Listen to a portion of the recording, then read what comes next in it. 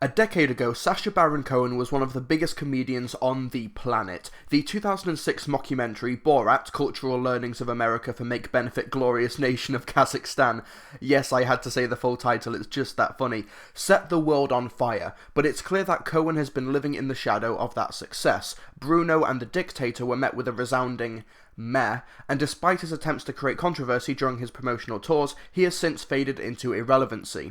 As a result, he's tried a new approach by lambasting a UK town, Grimsby. As someone who is actually from Grimsby, I was interested in the portrayal, though it was strange how he visited the town for a single weekend for research but filmed the movie in Essex in London, meaning that he can laugh from a distance despite that being the exact opposite of what made him initially successful.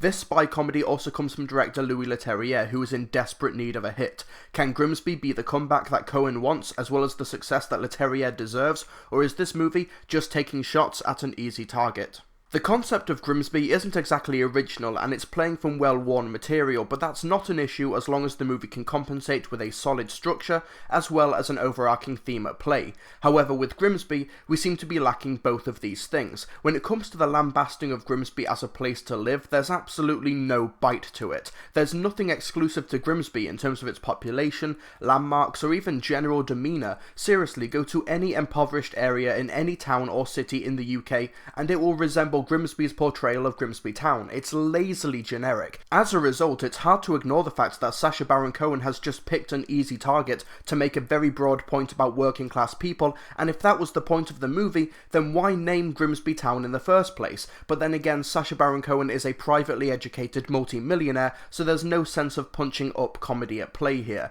In fact, Grimsby only gets around 10 minutes of screen time in Grimsby, further hitting home the irrelevancy of dragging a town's name through the dirt. And just to emphasise, I'm not annoyed at Grimsby's portrayal in the movie Grimsby because I'm from there. No, have at it. We are well worth scrutinising and mocking, but there's no point to the whole thing. Near the end of the movie, Nobby makes a speech about how important the lower class are and how they should be proud of their roots and how they're needed to save the world, but literally seconds later the movie undercuts its own morals by making those same people useless, and they end up playing no part in the solution to the conflict at play. Grimsby literally has nothing to say throughout its 83-minute runtime.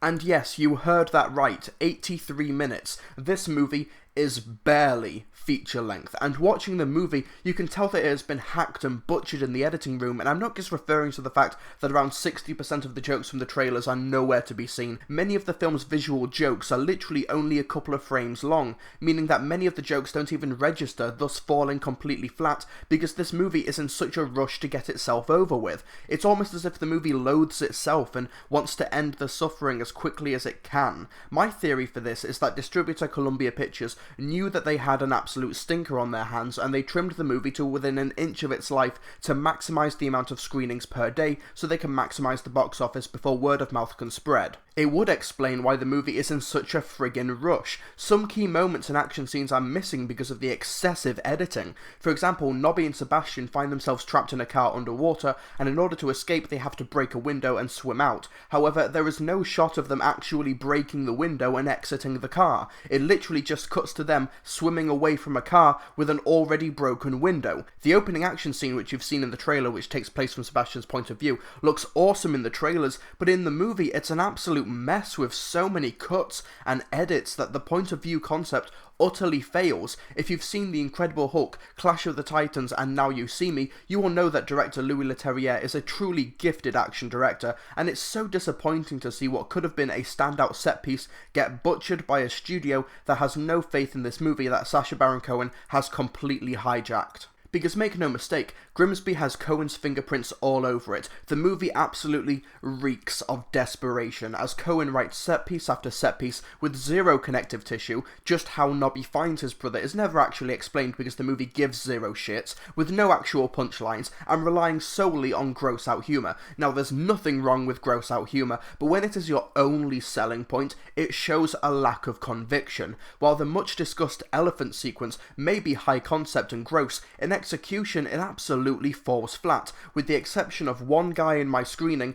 no one was laughing throughout the entire film, though I am glad that that one guy did have a good time. As for Nobby Butcher as a character, he's stupid, and that's it. There's nothing to him, there's no hook or gimmick, he's just stupid, but the movie keeps on acting as if Nobby is this really nice guy who is trying to help Sebastian lighten up and be a family man, but there's nothing in the movie to actually support that. The whole emotional core is completely lacking in foundation, meaning the emotional scenes between Nobby and Sebastian fall completely flat. If Cohen wanted Nobby to be his next Borat, then he should have actually tried to make him a character, as opposed to just a village idiot. Because of this, Cohen's performance is almost aggressively lacking in range, making him more grating than endearing. Not to mention the fact that the movie has world-ending consequences and actual stakes, meaning it's hard to find such an incompetent character in this scenario funny. As for the rest of the cast, Mark Strong is game, but the material is so bad that he can't salvage anything. Mark Strong is funnier in one scene in Kingsman: The Secret Service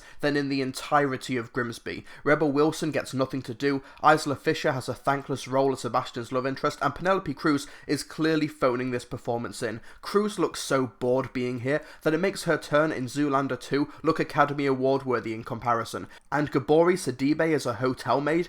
Sidibe, you're an Academy Award nominee, you're better than this. Production-wise, Grimsby looks shockingly cheap. Every scene depicted in Grimsby Town feels like it was shot on a soundstage, even though it was on-location Essex filming. The CGI is phony, the green screen work is obvious, and the action scenes are edited to such an extent that what should be intense sequences end up being an absolute mess. The music leaves no impact, and despite the on-location filming in South Africa, Grimsby never seems to have the globe-hopping sense of scale that it clearly aspires to have. So after all of that, here's my conclusion. A lot of this could be forgiven if Grimsby was funny, and it absolutely isn't. It's laugh-free. Everything from the hackneyed editing job, the witless script, the lazy performances and characterization, the lampooning of Grimsby with zero purpose and thought, as well as a story with no overriding point to the whole thing, makes Grimsby a low point in the careers of everyone involved. The only thing that makes the Enterprise bearable is its 83-minute runtime, which makes it mercifully short, but you can just sense the lack of passion and the lack of effort from everyone except Mark Strong and director Louis Leterrier, who tried to make something out of this but just couldn't salvage the project. Despite the fact that there's practically nothing redeeming about Grimsby, it didn't make me angry or resentful, it just made me pity everyone involved. I pitied Sacha Baron Cohen, I pitied the writers, I pitied the filmmakers, I pitied the supporting cast, I pitied everyone in the credits. It's an embarrassing and pathetic movie that feels so lazy and hackneyed that I can't even get worked up about it, and it tumbles over the edge of my critical opinion into a dark black void of dispassion and indifference. Sacha Baron Cohen, as someone from Grimsby, I pity you for making this movie. I give Grimsby 0 stars out of 5. I'm hit. It's toxin. I'll be dead in 90 seconds if you don't suck it out.